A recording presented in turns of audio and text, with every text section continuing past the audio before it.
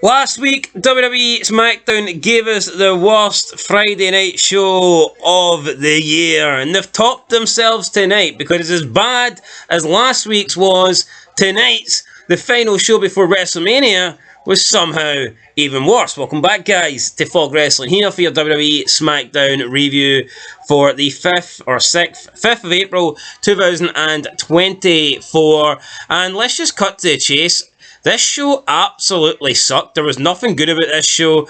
We got the ending with Rhodes coming out and Seth Rollins coming out, but who cares? I mean, The Rock wasn't there. That's the main thing. Well, they were there. Well, they were there, but they just weren't on screen. They didn't appear. So, it was garbage. From start to finish, there was nothing interesting on this show. And then we cut to the Hall of Fame, and that Peter Rosenberg guy called this an epic SmackDown. Really?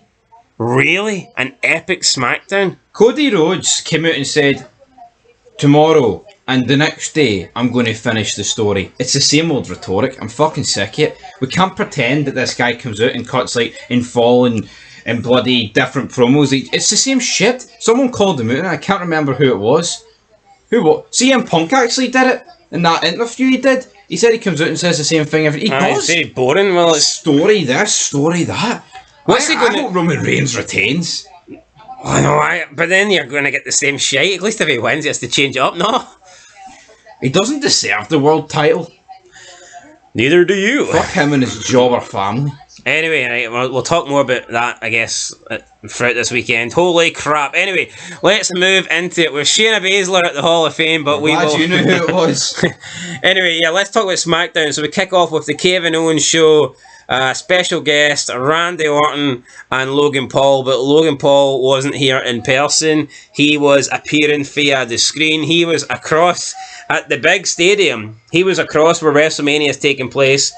Orton so and Shayna Baszler's makeup. Orton and we're sorry guys, getting a bit distracted here. We're just seeing Shayna Baszler wearing. She must be gay. I mean, look at that suit. Jesus fucking Christ. I mean, you go from Maxine Dupree, who's got this, like, really nice dress on and cleavage showing, and then you go to, I don't even know what to say. The tie isn't even up at the button.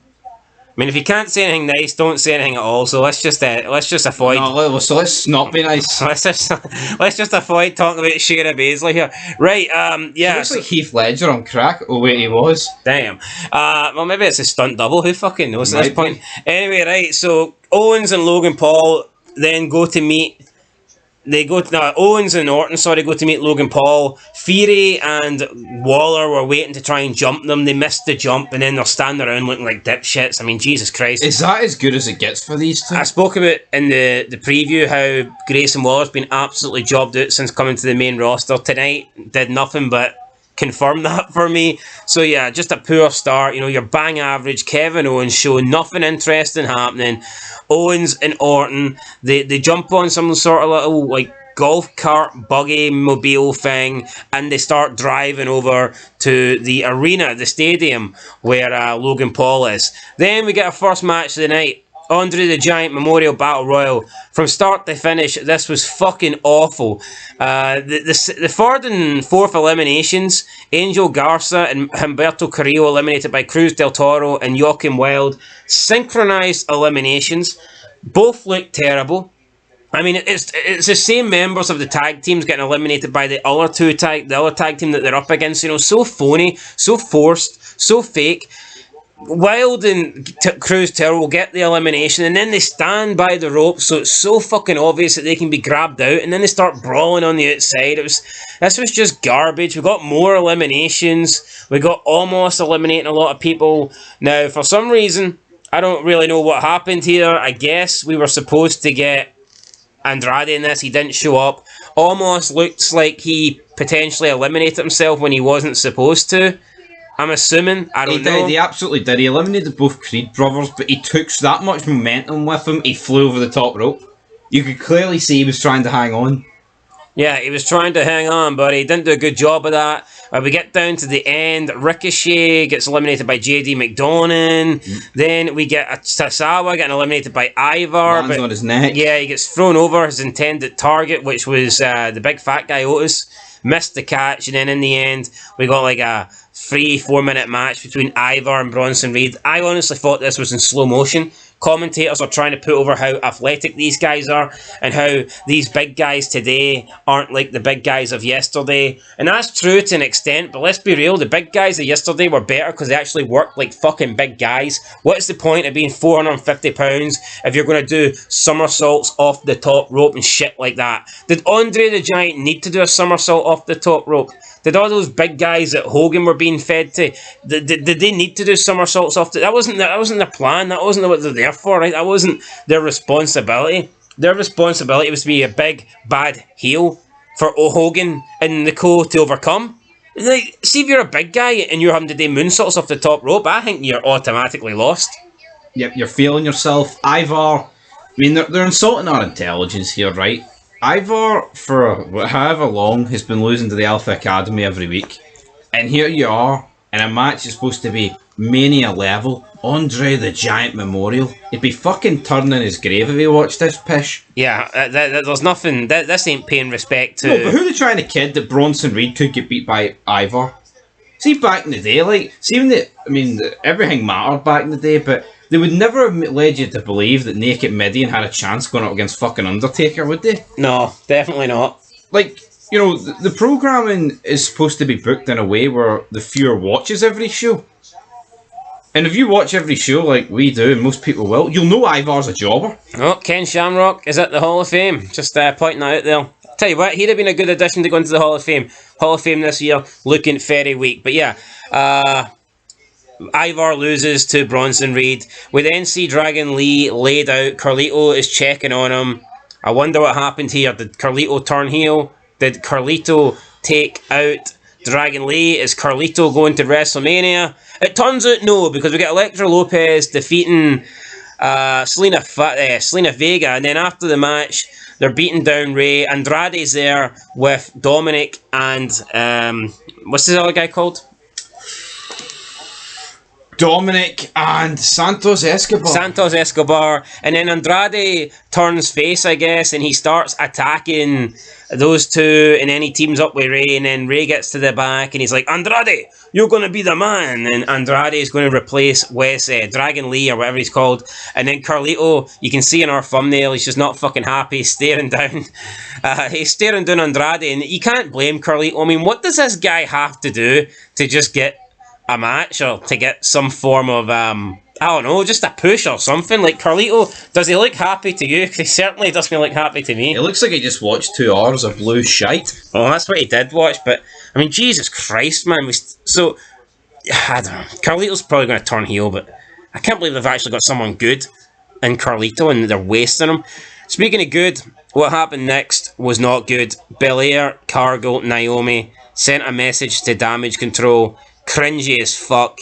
Every time Bianca Belair said a word that had EST in it, she was going Estes, and then they do the triple finger point at the sign. No, but they're like, oh, we're competing at WrestleMania. We're all black. What happened, right, to Mania warranted a feud, and they didn't go, here, we're happy to be No, it was the feud warranted the match at Mania. It wasn't a question of, oh, we're so happy to be wrestling at Mania. Yeah, because they really shouldn't be happy that they're not in a title match.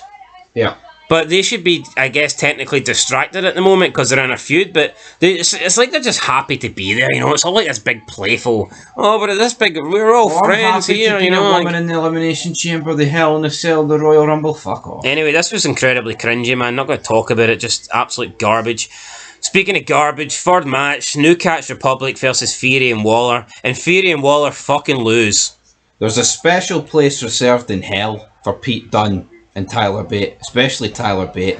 So, I mean, Fury and Waller look like dipshits tonight, thanks to Kevin Owens and Randy Orton, but I mean, you can almost accept that. You can't accept it, but I mean, it's expected.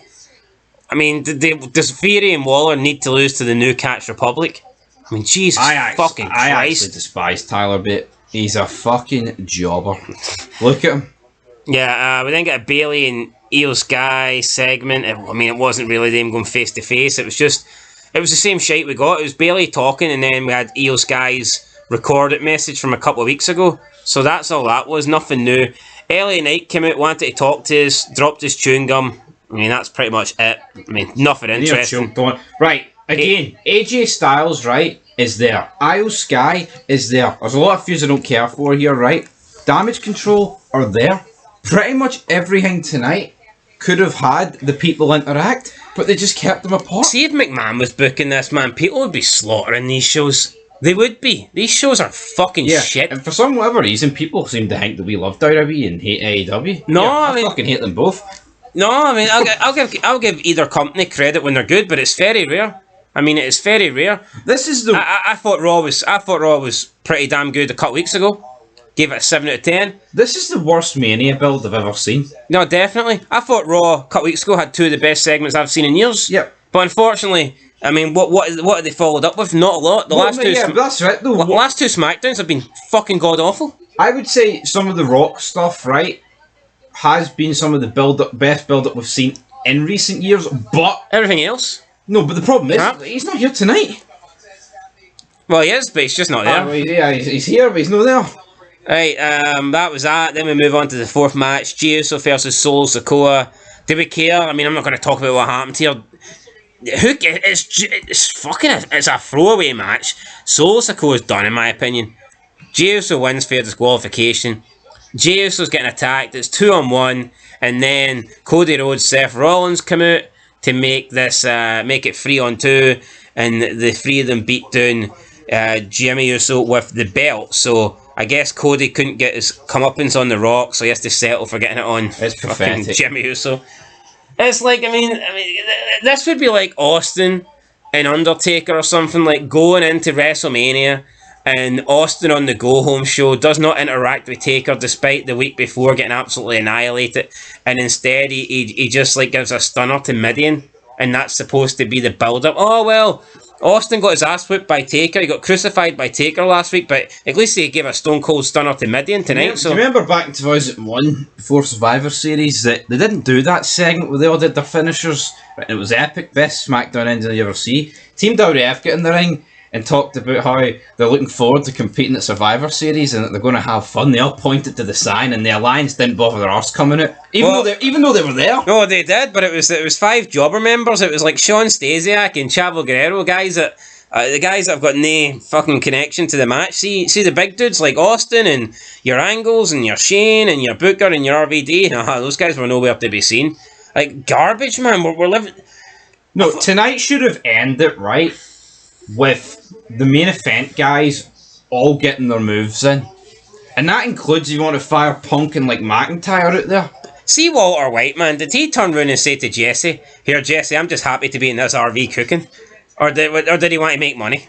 I wanted to make money. Did he want to make money? Did he want to make the blue stuff? Did he want to sell it? Did he want to profit? Did he want to make all the cash? Or was he just, "Hey Jesse, I'm happy to be here tonight," and then point at the meth? Yeah. Hey, look at that. No, but it's in. I touched upon it on the start of this review. Like Cody Rhodes just grabs the mic at the end and just says the same shit. Nothing new. Same shit. Different day, different show. And I'm giving it a 0 out of 10. I don't know what I gave last week. I think I gave it a 1 for something. There was nothing good on this show. I'm giving it a 0. Nothing. Nah, it was shit. From start to finish. Fucking shit. Yeah, I'm giving it a 0. You know, it's the go-home show. Maybe if they put Carlito in the match, I'd give it a 1 or something, but nah, even he got robbed. Anyway, guys, that's it. No point wasting any more time over this. SmackDown's absolutely shite. Kind of expected it, but as bad as it looked, I just didn't think it would be this bad. Anyway, 0 out of 10. Hall of Fame up next. Hopefully we can get... I'm not... Even the Hall of Fame, I think in recent years, there's always a couple of people getting inducted. You're like, oh, I'm interested to see what he's going to say, or I'm interested in this induction. Like, was it last year or 2 years ago? We had Taker and the Steiner brothers. Oh, yeah. I mean, Jesus Christ. I mean, I like Paul Heyman, but he's a manager and at the end of the day, a former promoter. Like, I don't think he's the A. I don't think he's the number. Like, see when you've had Taker going as the A guy, Austin going as the A guy. I mean, The Rock. I mean, it's Paul Heyman. We see Heyman every week. It's not like it's someone who we're dying to hear from. We've heard him. Yeah, it would be like Michael Cole getting inducted as the number 1 guy. I mean, I'm not saying he sucks or anything like that, but it's like, what are you expecting? I mean, Heyman's employed, you know, you're not going to get any good. No, Heyman's not going to say anything great that's getting you on the edge of your seat. But anyway, guys, that's it. Catch you in the next one. Until then, peace.